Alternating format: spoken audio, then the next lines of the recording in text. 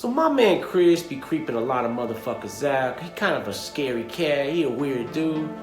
But there are a lot of motherfuckers I know like him, especially out where I'm at. And today, I want to dedicate this story to one of the weirdest cats I ever knew growing up. But I knew this motherfucker well. He taught me a lot, blood. Today we're going to talk about Joban. So Joban, he grew up in the Philippines and shit, but he was around my hood since I was a little kid. I didn't really know this dude till I got a little older. After my Uncle Reggie taught me how to twirl. After I started twirling shit, this dude's around my neighborhood all the time and shit. We was talking. I was just a teenager, but it got on to us talking about twirling and stuff. And then one thing leads to another.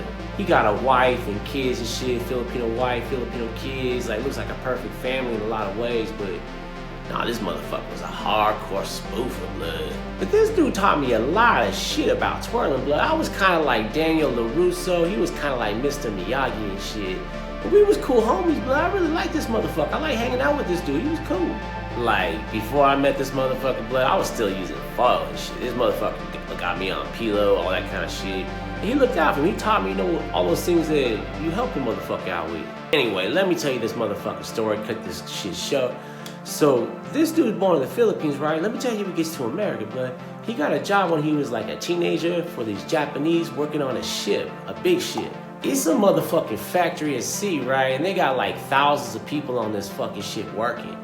When them Japanese get them Filipinos in international water, he tells me that once they out in open sea, them Japanese bust out the whips, blood. They straight turn them into motherfucking slaves for the most part. They work them all day, they beat them if they ain't working, don't give them no sleep, hardly any food. I think they stop in motherfucking Guam or something, and this motherfucker escapes, blood. He said he was near death anyway. He gets out, and somehow he works some shit out with the embassy, and he gets to America. And he kind of amazing though. He gets married, he has all these kids, look like he's successful. He is, blood. He got a job at the explosives technology place down in like Sassoon.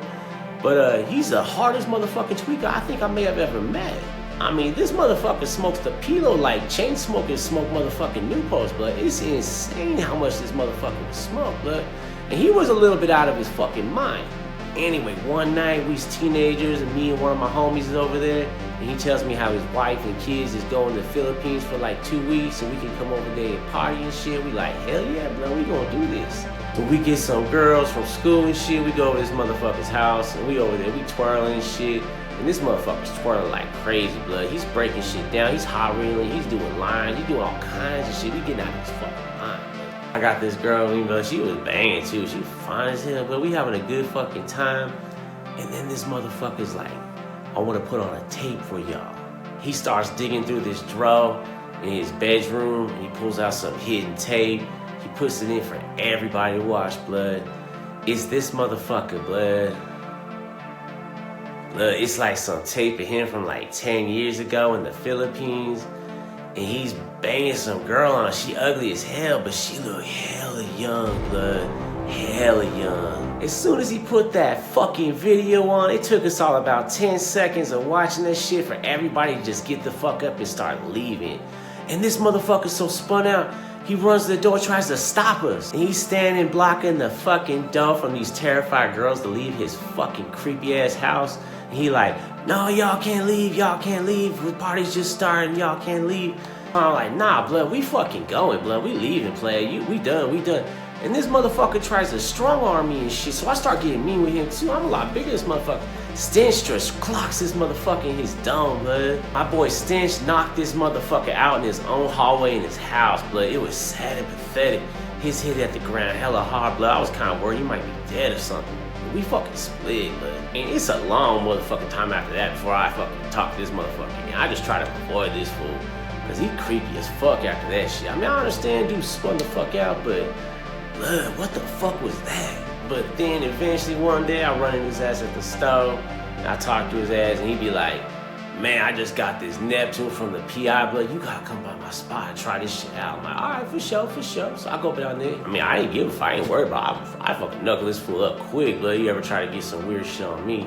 But I get to his spot and I see that his life is fucking deteriorated pretty bad, blood. So we twirling up his house. His house look hella messy. He tells me him and his wife, his kids, they gone for a week. because he got to move out because he in all kinds of trouble and shit.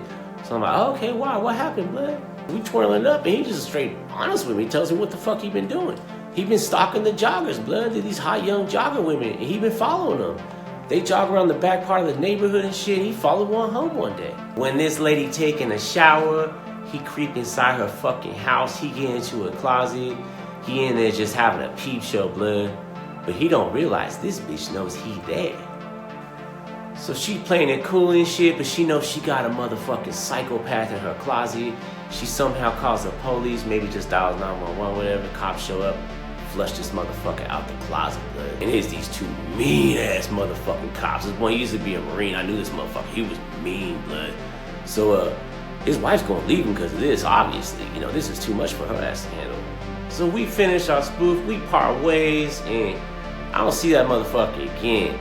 But then I get word, hear what happened to that fool, and it's fucking crazy, blood. So Tweaker Joban, he's supposed to leave his house and his family, but he got other plans. He makes, in that week he's got in the house, he makes himself a little makeshift house inside his garage, like a little makeshift attic. He hooks up everything inside his garage in this little tiny crawl space thing. He got water pumping, everything, blood.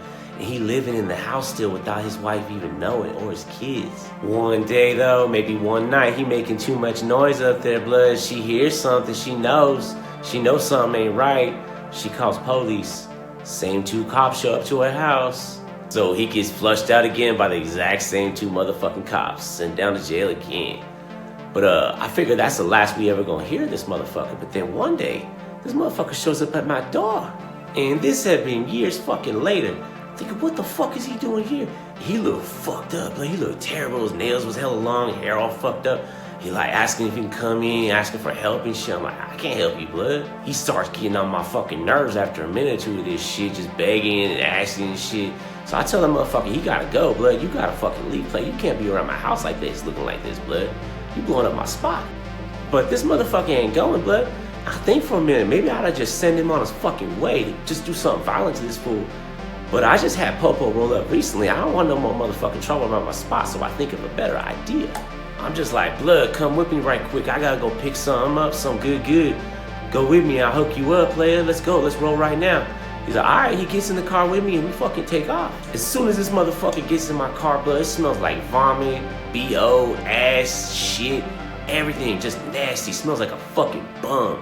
I'm thinking, fuck, man, what am I got myself into? But here's my fucking plan. I'm gonna take him far on the cuts, like to Fairfield or something. I'm gonna have him wait, saying I'm meeting somebody right quick to get it. He can't be with me, and I ain't coming back, blood. He's gonna stay there. And that's what I do, blood. I take that motherfucker to Home Depot in Fairfield.